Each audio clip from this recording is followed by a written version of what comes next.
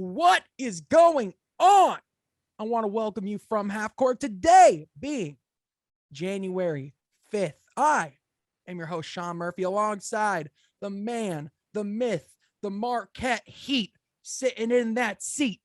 The man, the myth, the legend, my Dirk Nowitzki to my Steve Nash. I am talking, of course, about my guy, Troy Sergey.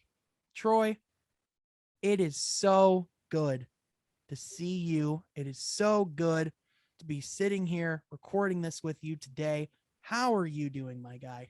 Yes, I'm doing great, Sean. Great to be back with you after the holidays and looking forward to talking some hoops. I think since the last time we talked, I personally have been watching more basketball than when we were doing the podcast anyway. So I am very much caught up to date. I know what's going on around the league. And I'm pumped to talk basketball. Dude, absolutely, man. I've been watching a lot more basketball myself. Not that I haven't been watching basketball, but it's just gone way up now because I got a TV for Christmas, got it mounted on my wall. So no matter what I'm doing, I always have basketball on, and it's absolutely incredible. And there is a lot of basketball to talk about. There's a lot that happened in the time that we took a hiatus. I will say that hiatus will not happen again. I will say mental health always comes first. So if you need to talk to somebody, I will have some information down in the description below.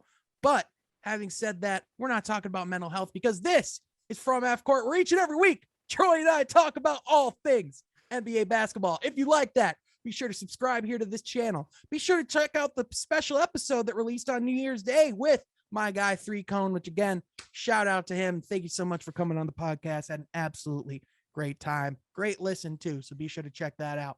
But also be sure to follow me on Twitter at Sean Half Court. Be sure to follow my guy, Troy, at Troy Sergey 44. And of course, From Half Court is on all podcast services that your heart desires. So be sure to share with your friends, leave us positive reviews, and keep the good vibes rolling. And with that, Troy, we have a lot to catch up on. First, before we get into some like the big news and some of everything that's kind of happened and some of the stuff that we want to talk about, I want to touch on the Detroit Pistons, Troy, because holy hell have they been hard to watch over the past month. Big time. They at one point put out they have put out lineups that have had to be seen to be believed. Their injury report literally almost took up an entire slide on Twitter, and it almost felt like they had to extend it. There have been multiple G League players that have started. In Troy, the Pistons have hit a franchise record of most players to don a Pistons jersey in a single season, and we're not even halfway. Yeah. So with which, by the way, Troy, that number is at 25 unique players. I would not have guessed that high. I've donned a Detroit Pistons jersey this season. 25 different players. In fact, against the San Antonio Spurs, the Pistons rolled out a starting lineup of Derek Walton Jr., Frank Jackson, Hamidou Diallo, Sadiq Bey, and Luka Garza. And we won. Not that Spurs game I'm talking about. Oh, okay. Yeah. The other Spurs game with the same lineup, right? Yeah, pretty much. You're not wrong. But Troy, I want to ask you, man, first of all, what? Yeah. So right now it's actually, my bad. It's 24 unique players, which is still absolutely insane. But Troy, I want to know what have been your impressions of this team? Of all of the G League players that we've seen, because let's be honest, it's kind of felt like we've been able to watch the Motor City Cruise quite a bit. You know what I mean? What guys have stood out to you? What guys have been impressed with? Right. Well, I think, not to go G League first, but just who's impressed me with this, I guess, G League stint of players, or maybe more appropriate COVID stint of players, would be Hamidou Diallo, of just how great he's been playing. Yes. And, we've talked a little bit about him in previous podcasts about, how his role needs to expand, how he needs to shoot that three a little more, how he needs to be a little more aggressive and not out of control, in the game. So With that, I think, he is playing very controlled basketball. I think he's Mhm. playing very team-oriented basketball. He's excellent on the defensive end. Yeah. Excellent on the defensive end. He, yeah, And through the month of December, he was leading the league in steals. right, which is incredible to Yeah. think. Mhm. So he's a guy with COVID that really stepped up, and I am incredibly impressed with him. Absolutely. And as far as the G League guys, Derek Walton, I guess kind of been impressive. Just his ball handling and his facilitating on the offensive end. He was controlled. He was calm. Mhm. And I think he was like a good steady presence. You know what I'm Right. saying? Like I think, he's a guy that's had a little bit of NBA run before. But I could definitely, specifically, I think to like the Knicks game when he was a turnover machine. But for the most part, I mean, he was pretty darn solid. And honestly, that's a game you kind of expect that to happen, especially when that's a Tom Thibodeau led New York Knicks that had a good amount of their guys that were back from COVID protocols. So, listen, that's at that point, that's just semantics. You know what I'm saying? Overall, he definitely came in and held his own. So, no, I definitely think that. And it reminds me of when we were talking about how, the NBA as a whole uses their G League a lot more than they did 5 years ago, and especially 10 years ago, right? When the G League was just kind of. I mean, listen, all jokes aside, the G League just held the NBA up for the past month. Right. Big time. And with that, it kind of reminds me of baseball a little bit, when I'm not a huge baseball guy, but, when you don't really know a lot of those guys with minor leagues and injuries, and it's very similar kind of thing where it's hard to follow. But, versus teams, again, like 10 years ago, you would only see your 15 guys, and you wouldn't, if you didn't make a trade or you didn't sign a free agent, you would literally only see your 15 guys for the whole year. Yeah. Mm-hmm. So it's a different league. It's changing, Sean, and for the better, sure. But it's different. Yeah, 100%. And I think, to your point, listen, that there's been guys that have just had to step up. I think Hamidou Diallo is certainly a guy you can look at and say, okay, he's had an absolutely stellar stretch. I mean, he was averaging 32 points a game. And the thing that was impressive is he was doing that without really shooting the three a whole lot. I mean, he was in these games, he really was only like shooting like the most 3-point attempts he's had in a game all season is 4.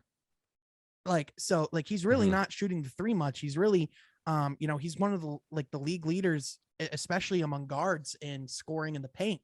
And so he's really, he's done a great job in that regard. You know what I'm saying?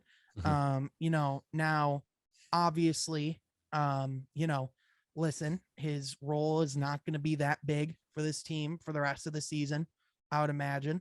I think after this stretch that we've been through with guys kind of, now being out of COVID protocols, having those antibodies build up a little bit.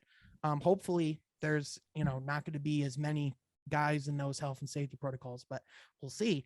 I mean, listen, I think, there's not a whole ton you could take away from his offensive game. I think he's been controlled and has done pretty well there. But really his defensive intensity has been what's so impressive. And I think Saddiq Bey is just, he's hitting a different level right now. Like Saddiq Bey, I've been making tweets and jokes because I was in a Twitter space, not to name names, but I had a guy that was insistent that we had to trade Saddiq Bey and he's got to go. And that takes looking worse and worse by the week because Saddiq Bey playing incredible already tonight, just in the first half against Milwaukee. Yeah, 100%. And I mean, listen, just like in the past, and this was starting to happen before guys went into COVID protocols too. Like, listen, like last 2 games, he's put up 28, 23, 26, 15, 23, 23, 32, 21. Like the guy has been stable for us. And on top of that, I mean, he's hitting game winners too. I mean, listen, he's absolutely crushing it. And, I've been extremely impressed. I mean, heck, he put up against the Spurs, he put up 21 and 17 rebounds. Yeah. Like what Phenomenal. The heck? So I think Saddiq Bey could be an all-star. And Me too. I'm adamant on that. I think he's a great 3-level scorer. He kind of reminds me if Marcus Morris had a little bit more of star power. You know what I'm saying? Yeah. Or even like a guy, you know, like maybe not coming off just the curls, but like a Marcus Morris and a Rip Hamilton JV body kind of thing. Not quite built as big as Marcus Right. Morris. You know what I mean? And like, Marcus Morris, that might sound like an insult, but I just like the way they attack the game. You know what I'm saying? Yeah, Like, it's different, but it's similar. Yeah. Yeah, there's a little bit of a similarity there. Yeah. But he's also a hard guy to peg with like with a comparison. You know what I'm And saying? moving on, I mean, maybe not moving on, but looking at, you mentioned trade, and you're in a Twitter space with someone who said we had to trade, and I think that's kind of going out of hand in at least NBA social media as people with their trades. And one thing that really I was thinking about this afternoon, Sean, is imagine if these people saw Kobe in 2006. Right. Remember that year where, they were barely a playoff team and he was shooting the ball all the time, and he actually requested a trade. And they never, Lakers never traded him. But just how often he missed shots, right? I mean, he was shooting probably definitely well below, 47% that season, but he was one of the league's top scorers. So I guess just because you miss shots, even if it's somewhat frequently, that doesn't mean that you should automatically be traded, Sean. Bro, and on top of that, like, listen, people presume that missing shots means that you're a bad player or that you're regressing. But like the reality is sometimes whether it's the flow of the offense, whether it's the role that you're playing, there's a lot of different factors that can lead into why your shot's just not falling. Right. And like, I think it's been pretty apparent that ever since Jerami's come out of the lineup, we've been able to see Sadiq kind of hit that next gear. Right. I think he plays, I think being able to kind of play more of that 4 spot has been really comfortable for him. And I think just having less guys to contest with the ball, having a little bit more open shots. And I think he's been kind of forcing the issue a little bit less too. Not saying he's not still creating his own offense, because he is, but like when he was, it seemed like he was trying to overcompensate and do it a little too much. Right. So I think he's just been able to kind of control it and kind of go more into his own. And it's just been great to see. So it has been. Yeah, absolutely impressed. Now speaking of Jerami Grant, there is a lot of speculation about Jerami Grant's fate as a Detroit Piston, according to James Edwards III, our favorite Pistons insider, up there with our guy Rod Beard. It is appearing that routinely championship aspiration teams are calling the Pistons regarding Jerami Grant. So it's pretty apparent that the interest is at an all-time high. It's increasingly just looking like the market is saying that this guy is going to get moved just from the level of interest. And listen, I don't think his value is ever going to be higher. Right. I think just with the fact that he's been able to transform his game, he has 1 year left on his deal. So the Pistons have to make a decision of if they want to pay him or if they want to cash in, because that's another reason why you bring in a guy like Jerami Grant, right? Is to see if he can become an asset that you can eventually trade. So I think Jerami Grant is the pretty obvious contender for potential guys that are going to be up on the trading block. And Troy, I want to start with this question. First of all, do you think that Jerami Grant will be traded? And if so, is there any trade idea that you've seen that you've liked? To be honest, Sean, I might go the direction of I don't think so, because if you look at the teams who are competing for championships, their assets that they want to give us would probably be picks, right? Is that fair to say? Draft picks? Not necessarily. Okay, what are you thinking with that? Okay, so I'll start with my 2 favorite proposals that have been thrown out there. Okay. So the first is my second favorite. And these are trades that James Edwards III actually put on his article in The Athletic. So right, so we can trust them to a degree. 100%. So if you're not subscribed to The Athletic, subscribe to The Athletic. We're not sponsored by The Athletic. We're just proponents of James Edwards III and want to give that man a paycheck. Anyway, he did an article about who's most likely to get traded and potential trading ideas. And one trade that's been thrown out is a trade with the Atlanta Hawks. And the trade is Jerami Grant and Josh Jackson for Danilo Gallinari and Cam Reddish. Ooh. Now, Cam Reddish is a flourishing young prospect, a guy that we can bring in on a decent deal in restricted free agency. Another wing that can shoot the ball and also has a lot of athleticism. Another guy that can score and space the floor. And I love that fit alongside Killian and alongside Cade. I think that's just like an immaculate fit. And an aging Gallinari will bring you kind of like what Wayne Ellington kind of did for us a little bit too. You know, just a guy that can pop, and when you need points, he'll give it to you. So yeah, obviously the trades around Reddish for sure. But and the other thing too is like a guy like Gallinari, like he's a veteran that can come in and like he can probably help you win some games. But on top of that, if you find that next year you're still kind of not really ready to contend for like a playoff spot just yet, he's another guy that like his contract expires next year. He's definitely a guy that championship teams are going to want to have, you know what I'm saying? Cause he, you know, just his ability to score and like, especially like be like a 6-man off the bench. Right. Big time. That's an elite 6-man right there. You know what I mean? Yeah. So I love that idea, but the trade that I personally love the most is with the Chicago Bulls. And currently he threw a trade with that would also package in Derek Jones Jr. and Matt Thomas. But the guy that would be the centerpiece of that trade would be Patrick Williams. And I personally am in love with the idea of Patrick Williams being a Detroit Piston, because he was someone that reportedly was really high on the Pistons draft board that year. He's a guy that fits really well. That would fit really well with our current roster.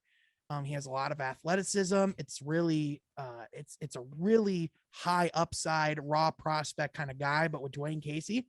And the other thing too, he fits our timeline. You know what I'm saying? So to me, that seems like a pretty great deal. And also as a guy that likes to watch the Bulls, I think that would be a great fit for them. And I think that could make them an Eastern Conference Finals team. Yeah. I like both of those, Sean. I think with Patrick Williams too. I mean, he kind of fits that, I guess, Detroit mentality too, of a guy who can who'll give you his heart every time he hits the floor. You know, he'll rebound the ball, he'll score under the paint. So I think, I think he fits well even with an Isaiah Stewart and a Sadiq Bey. I guess going back to just the idea in itself of trading Jerami Grant, we have to remember too that if we don't, we're probably letting him walk next year for nothing, right? At least no assets along with him. Maybe a freer contract that we could get a free agent. But we can't. Yeah, for Jerami Grant. So really, in my opinion, I would rather see him get traded than, let him walk for nothing. Well, I don't necessarily agree he'd walk. I think he loves Detroit. I think he'd sign on a big deal. I think. Ooh. Yeah. Is he worth a big deal? The big deal. That's the question. Yeah. My personal opinion, I think he's a max level guy. Okay. In my opinion, I think he's like if Tobias Harris is a max level guy, Jerami Grant is sure as hell a max level guy. You know what I'm saying? Yeah. He's like one of those, like, to me, he's like one of those guys where he brings so much value on the defensive end, but also his ability to score on 3 different levels. Right. Jerami Grant's an all-star caliber player. You know what I mean? Yeah. And to be honest, Sean, I might lean a little towards that more than wanting a Cam Reddish or a Patrick Williams. Yeah. And that's the difficult thing, because for me personally, I would love to see Jerami Grant stay. I think he's a great player. The one thing I think you could make the case for is that he doesn't fit our timeline right now, in the sense that he's flourishing right now. So strike while the iron's hot. And I definitely agree with that mentality, especially, listen, we didn't know that the trade hype would be this high, right? So right. We didn't sign him for this role, to be honest with you, Sean. We signed him to be a strong starting level contributor, but we didn't sign him to be an all-star. Yeah, we didn't sign him necessarily to be our number one scorer. We were going to give him a significant role in the offensive end, but at the time, he wasn't going to be the number one guy. Now, I mean, listen, and there's cases to be made that it might be best for guys like Sadiq to move on from Jerami Grant, because clearly Sadiq's game is unlocked a different level with getting that role. You know what I'm saying? Right, So right. There's arguments to be made. Now, I will say, the worst trade proposal I've seen, and this one, this is just a doozy, so buckle in. It's a 14 trade, okay? In this trade, the Lakers would receive Ben Simmons and Jerami Grant. The Pistons would only get Talen Horton-Tucker, Malik Monk, and 2 first-round picks. The Sixers would get Malcolm Brogdon and Karis LeVert, and the Pacers would get Russell Westbrook, Tyrese Maxey, and 2 future first-round picks. Now, there's a lot of this trade that's absolutely terrible. First of all, Malcolm Brogdon just straight up can't be traded this year. That's a thing. But on top of that, Russell Westbrook in a Pacers uniform, Troy, not when you're rebuilding. Yeah, 100%. Like, you and I were like, why would they want this? You know what I'm saying? Like, yeah, what? Like, man, like, I'm just voting that whoever came up with this, I'm just voting that you should not have internet, and you should not be allowed to express your opinion on basketball. All in favor, say aye. Aye. But Sean, part of me thinks that was a joke, to be honest with you. No. I think Lakers fans are delusional. Well, how does Ben Simmons help the Lakers too? That's your next question. It's another star. It's a flashy it's a flashy Lakers move. Like right, but does it push them over the hump to be NBA champs? No. Now you could make the argument that a lineup that features LeBron James, Anthony Davis, Jerami Grant, and Ben Simmons could be an all-time defensive team. Like, you could make that argument, because that would be dangerous. And on top of that, I think with LeBron's playmaking, I think that could potentially be a good thing for Ben Simmons. However, at the end of the day, Ben Simmons still makes a 4-on-5 on the offensive end. So that's just the way it is. But on top of that, this is just terrible on many levels. And on top of that, Talen Horton-Tucker, not nearly the prospect of Cam Reddish or Patrick Williams. I would say one of the most overhyped prospects, perhaps in the history of the league. I'd go that far. So that's where I'm at with him. Now, a guy, Troy, that is not overhyped, and I think we got to start having a legitimate MVP discussion, is Demar Derozan. Now, Demar Derozan did not play bad basketball when he was a San Antonio Spur. He was quietly averaging over 20 points a game. Excellent basketball with the Toronto Raptors. Yeah, excellent basketball with the Toronto Raptors. Is playing the best basketball of his life at the age of 32 with the Chicago Bulls, averaging 27 points a game, shooting an overall 38% from 3. He's shooting an overall like 50% from the field. That's a high lot. Efficiency, best 3-point shooting of his career. Troy, this guy is absolutely insane, and is the first guy in the history of the league to hit 2 game winners on back-to-back nights. Yeah. This past week. And both of those game winners, by the way, were insane. So both from the left corner, double teamed. Yeah. Against the Pacers in Indianapolis, and then against the Wizards in DC. Yep. Yeah. Both on the road too. And this is a guy that Bleacher Report called the worst signing in NBA free agency. So Troy, what do you think it is that's causing DeMar DeRozan to have this good of a season? And do you think he should be in the MVP conversation? Yeah, I think his role, I think, really has been expanded. I think with the Bulls playing along with all-star caliber guys like Zach LaVine and Vucevic. I really like those guys being additions to his game, and him kind of just playing his own basketball too. And I think of, I remember even like 2 years ago, Detroit fans wanted us to make a trade for him, but the big thing was his style of play is obsolete in today's game. That was what people were saying. But he's proven otherwise. He's a guy that's very athletic, that can get to the hole, that can shoot the outside shot. So he's a guy that has really been taking the league by storm. Is he an MVP candidate? Candidate, sure. He probably wouldn't be my number one vote, but right. Candidate, absolutely candidate, certainly top 5, right? Yeah, top 5 for sure. Yeah, I mean, right now, it's Steph Curry, right? Yeah, I mean, that's the MVP. I think the crazy thing is that Zach LaVine's been the second leading scorer on this team. You know what I mean? Right, and who's still played good basketball. Who's still playing great basketball. Yeah, but I think you have 2 guys on this team that are clearly all-stars. Mm-hmm. And I think you have another guy in Vucevic that very well also could be an all-star, maybe not playing all-star basketball this year, but definitely an all-star.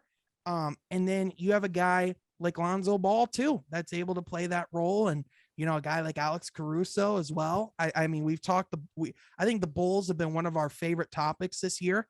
Mm-hmm. And rightfully so, but I think they're just playing a different level of basketball. And I think a lot of it's because of DeMar DeRozan. Mm-hmm. Mm-hmm. Now, I don't know if you would agree with this, Troy, but I think my biggest storyline in the playoffs, or at least one of the biggest storylines, is going to be how DeMar DeRozan plays in the playoffs. Because let's not lie here. The last time we saw DeMar DeRozan on a big stage in the playoffs, he choked, right? He was against the Cavs. Yeah, he was a shell of himself. Let's just call it the way it is, right? He might have made the playoffs a couple years at the San Antonio Spurs, but let's be honest, those were not relevant series. We did not expect anything of the Spurs. They were what they were, right? I think if DeMar DeRozan can turn it up in the playoffs, I think he's in good shape. Mm-hmm. Mm-hmm. However, historically, that's not what he's done. What do you think is the ceiling for this Bulls team? Ceiling. If DeMar DeRozan keeps playing like this, if Zach LaVine keeps playing like this, if this team is in the playoffs, all cylinders going off, because as of right now, they're the number 1 seed in the Eastern Conference, 24-10. I would say a game 6 or 7 against Brooklyn in the Eastern Conference Finals. Wow. I just like the way KD's been playing. I like the way James Harden's been fitting in his role. They're still my number 1, Sean. I can't waver. You think they'd make it in the Eastern Conference Finals over the defending champion Milwaukee Bucks? Oh yes, I do, because of that trio. That's my vote right now, Sean. Anything can change. We're still in January, but as of now, yes. Well, Troy, I love it, dude. But that's my ceiling, by the way. That's my ceiling. That's not my like firm. That's not throw your money on it today kind of thing. It's just my ceiling. Yes. I like that, Troy. I like that. I too think they could very much be an Eastern Conference Finals team. Now, here's my caveat on that. The reason why is because if the playoffs were to start today, Brooklyn and Milwaukee would play in the semifinals, not in the Eastern Conference Finals. Right. Which I think could still happen in reality. Oh yeah, 100%. Chicago could very much finish number 1 in the East. And if they do, I think they have a good road to the Eastern Conference Finals. Oh, 100%. Now, interesting enough, this would set up for a really interesting storyline, because if the playoffs were to start today, the Chicago Bulls would have to face the Miami Heat, which would result in Jimmy Butler not only playing against his former team in the Chicago Bulls, but he would be playing against the guy that they traded for him, Zach LaVine. Yeah, right, from Minnesota. Yeah, which that would be fascinating. Absolutely fascinating. Would love to watch that. And I didn't even think about it. DeMar DeRozan versus Kyle Lowry. Boing. What Toronto a playoff days. series that would be. And then we'll see our coach, Dwayne Casey, front row with popcorn, right? Oh yeah, 100%. He will not. He will have been on vacation for a while by then. He will have gotten back from Cancun. Him and Cade are gonna go ride on a banana boat together this offseason and have an absolutely great time. Oh my gosh. No, but yeah, I absolutely love that take, Troy. And I think we can only say good things about this team. And I think we can only say good things about DeMar DeRozan right now. But Troy, you know, one more topic for sure. But go ahead. No, go ahead. No, I was gonna say, but Troy, you know what? What's a team we can't really be saying a whole lot of positive things about right now? Are they from that great state in Texas? Maybe Houston, we got a problem? Yeah, Houston, we got a big problem because according to multiple reports, over the weekend, Kevin Porter Jr.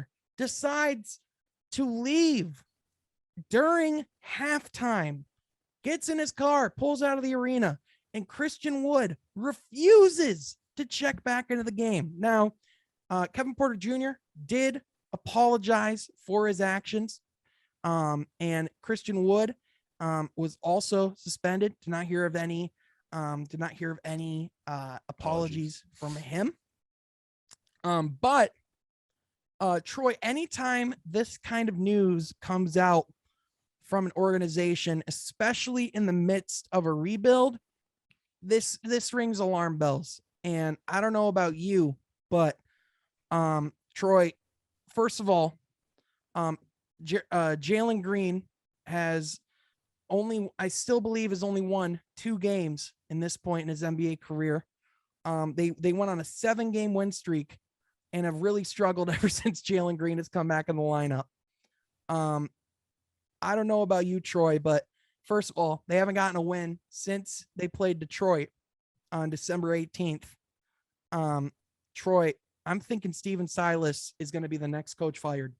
Yeah, no, I think that would be my number 1 pick now. I can't believe I said Frank Vogel a couple weeks ago, but still, maybe so. Hey, it's okay, Troy. I forgive you. I told you it was a bad take at the time. You know, as long as you can admit your mistakes, that's really all that matters, right? Yeah, but it kind of reminds me of, I know we like to very much limit our other sports talks, but Antonio Brown did the same thing, right, with the Buccaneers. Literally the next day. Literally the next day. I mean, it kind of follows this pattern of when you're mad at your coach or you're mad at the situation, you leave. And I don't like that as a fan, obviously. I don't like that as someone who's a sportsmanship, but I also don't know what went on in that locker room. That's another big thing. Not to talk a whole lot about football, but apparently Antonio Brown insisted he was not healthy enough to enter the game and would not play because of that. And apparently they just kept telling him to play. So, there's a lot to that situation. But with this situation in particular, it sounds like, a lot of, more than likely, it sounds like their effort was probably being put into question. And anytime you have a situation like this, where you're hearing these kinds of reports, even though this was a talk from an assistant coach, it's sounding like they are rapidly losing that locker room. And on top of that, I think with the team's performance with Jalen Green in the lineup, there's a lot of concern. Now, granted, it's only his rookie year. He's only played 22 games. Jalen Green could very much still be a great player in this league. He is struggling a little bit. He's only shooting 40% from the field. He's shooting 33% from 3, which isn't terrible, but not great. And he's still kind of that guy where either he's making a big impact on your team or he's nowhere to be seen. And it's kind of no in between. Now, I will say he has picked up the scoring quite a bit since he's come back. He's played 4 games since returning. In 3 of those games, he scored over 20 points. So looks like he's turning it around in that aspect. However, I think it's just important to note that Steven Silas, granted, last year was not his fault. And even though they are a team that is rebuilding, if it was just the wins and losses, that'd be one thing. These locker room issues are a problem. Now, I will say, Detroit did have an issue where a player left in the middle of a game. Hamidou Diallo. Yeah. However, the Pistons were able to turn that around, and Hamidou Diallo is playing the best basketball of his career. He bought back into the system. Troy Weaver was right there to talk him down. We'll see if Houston can do the same thing. But so far, I would say the Kevin Porter Jr. experiment is not working. I'm not sure what your thoughts are on that, Troy. Yeah, absolutely. And I think it's tough to match, guys who are, strong starting role players and kind of make them basically your franchise. I to be honest, Sean, as far as lineups and putting together pieces to be quote unquote contenders, or whatever that means, it reminds me a lot of what we did 15 years ago, or not 15, but 12 or 13 with your Ben Gordon and probably Villanueva. Remember the chaos with their coaching stuff too. And, it's similar stuff of when you have guys who are good players, but you expect them to be your superstars and you give them these great roles. And when it doesn't work out, there can be a lot of problems in a locker room. And that's something that we've seen before in the league. I think of, a couple other teams too that come to mind. Portland right now, maybe not with the locker room stuff, but besides Damien Lillard, you kind of got a lot of guys who have bought into winning, but you're not necessarily getting it done. So I see another one of the past, maybe not with the extreme locker rooms, but the Clippers back in 2014 and 15. Well, obviously they had a lot going on with the Donald Sterling stuff, but even, got a guy like Chris Paul and Blake Griffin too, who were supposed to take the Clippers to the promised land, but just didn't. So I think a lot of times your lineups and your expectations with guys who maybe aren't the caliber players that you think they are. And when it doesn't work out, there can be a lot of hell that breaks loose in the locker room. So I think we've seen this pattern before. But yes, the experiment is not going well in Houston.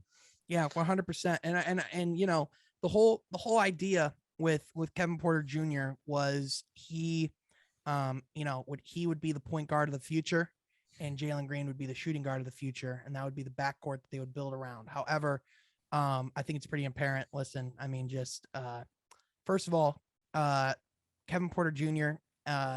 He came into the league as a wing. He actually came into the league as a small forward, changed over to the shooting guard position, and ever since he's been trying to learn has been trying to learn the point guard position. He actually was sent down to the G League for the majority of the last season to learn the point guard position. And that, first of all, that's a really difficult transition to make. That's like going from a wide receiver to a quarterback. Yeah. You know what I mean? Very different style of game. And, I think, he's averaging about 4 turnovers a game. He's not shooting the ball particularly well. In fact, he's shooting 36% from the field. He's shooting about 32% from 3 and 40% from inside the 3-point line. So he's not particularly playing efficient basketball. He's not particularly playing inspired basketball. I definitely don't think his career is over. However, I think Houston is probably making some assertions that he might not be the guy of the future to be in that backcourt because, listen, right now he's not looking like it. You know what I mean? Now again, that can change, but this is a guy that's had character issues now in 2 different teams.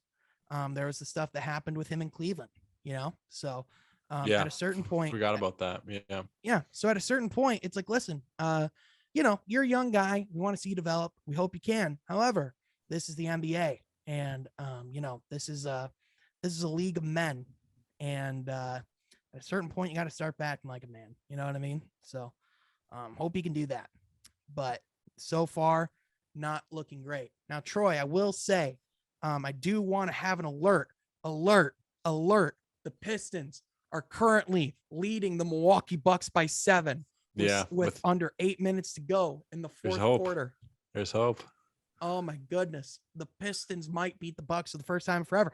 By the time this comes out, we will know. And either you'll be laughing at us or you'll be celebrating with us. But one of the Pistons. Two. Yes.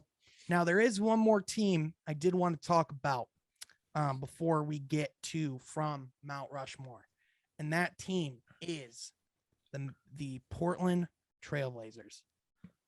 Cone and I discussed this team a little bit. And kind of both agreed that, listen, at a certain point, you just got to blow this thing up. And at this current time, the Portland Trailblazers are 13-22. They are 29th in the NBA in defensive rating. They, from top to bottom, this is just not an inspiring roster. In my opinion, I think this team's got to sell. And I think they got to sell quickly. Now, they're in a really difficult situation because CJ McCollum is currently out indefinitely with a collapsed lung. So prayers up for CJ.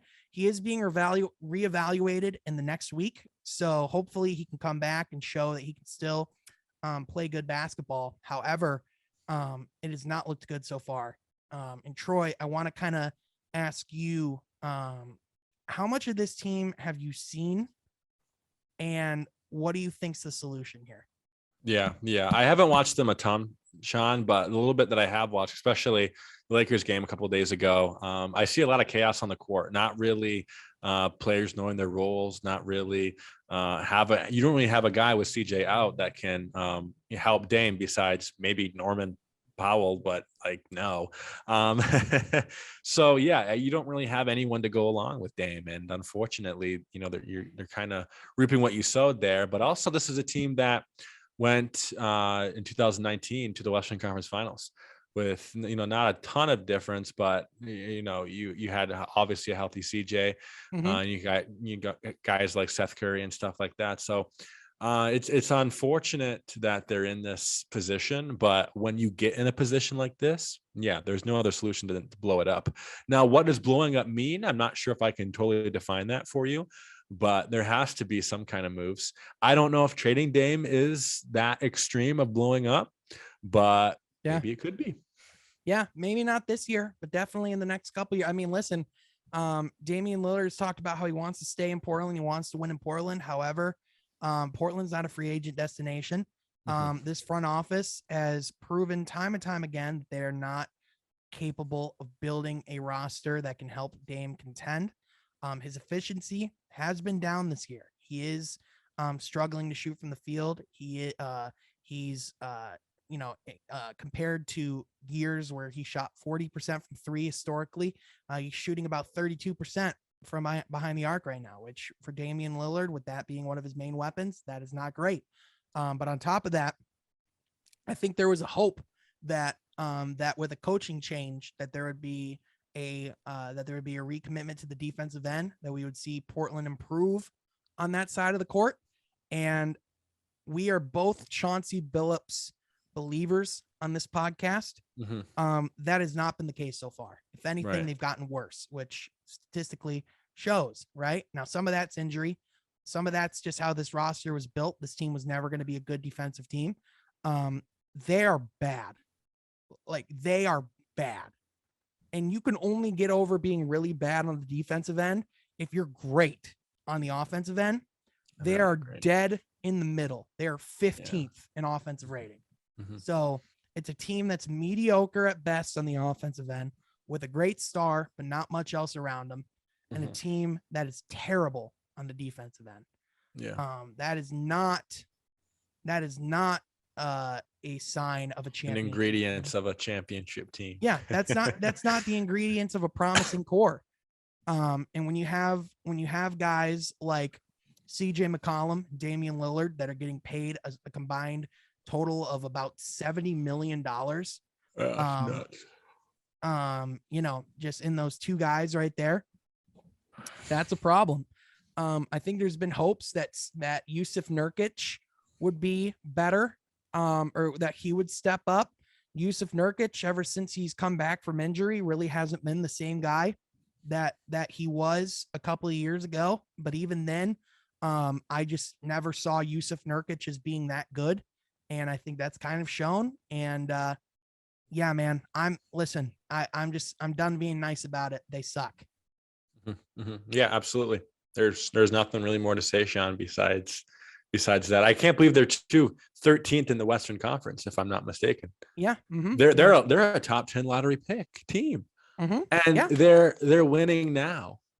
Yeah, 100%. This is a team. Wouldn't want to be a Trailblazers fan. This is a team with heavy playoff aspirations. They're currently actually 12th in the Western standings, but they are below the San Antonio Spurs, who are they're below the Sacramento Kings.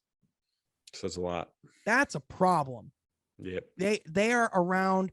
They have the same record as the Oklahoma City Thunder and the New Orleans Pelicans. So the Pelicans have not had a good year.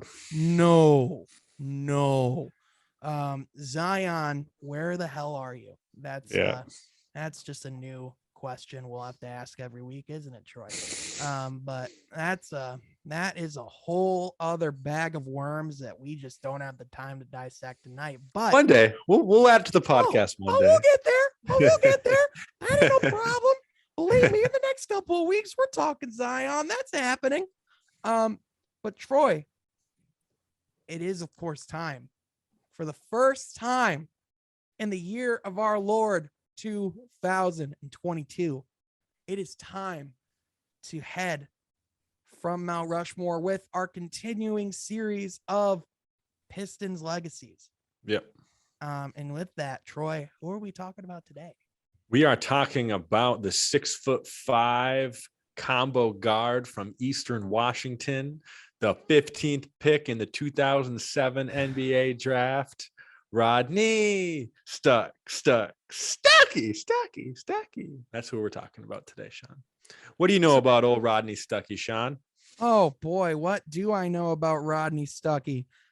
He was presented to be the heir apparent of Chauncey Billups.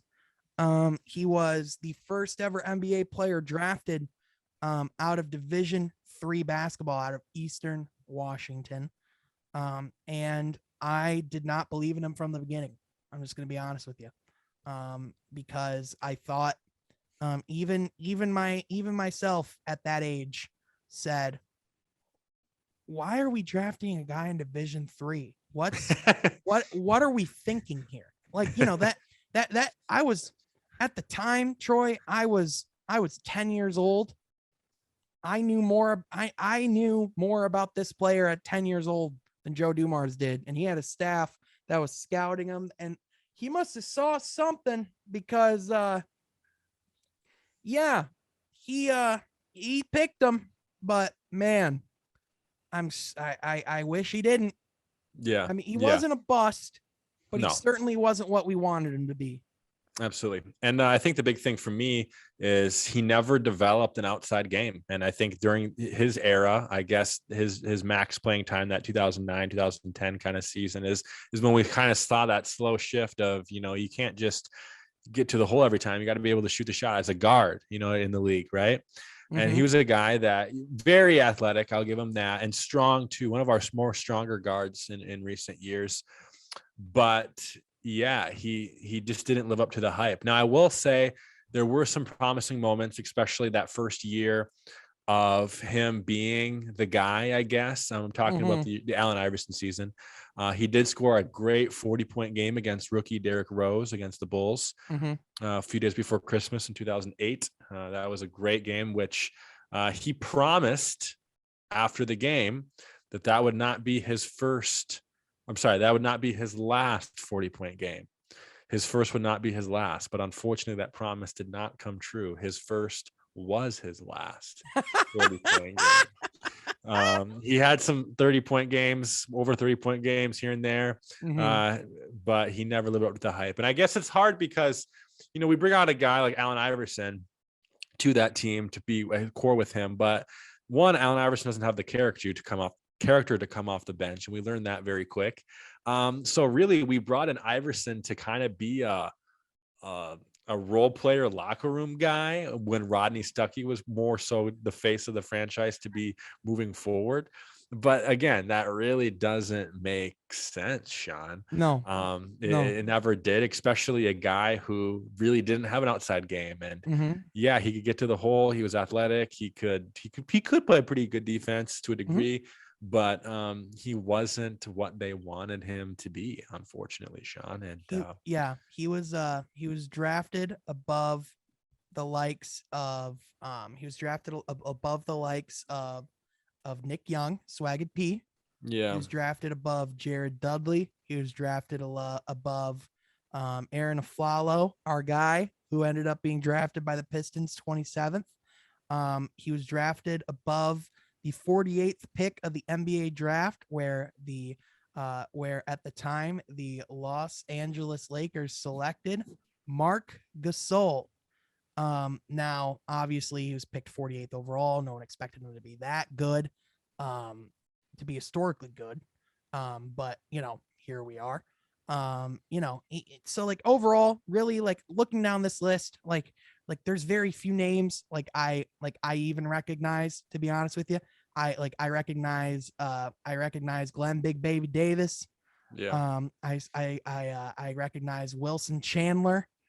Yeah. I recognize a guy. I believe I saw Tiago Splitter was in here. Yep. Tiago Splitter was drafted 28th overall. But that's about it. You know what I mean? This was very much a front heavy draft. So it's not like we could have gotten anybody much better. However, I never liked the pick. I never saw the vision. I never believed in drafting franchise guys at 15th overall. Giannis. Just kidding.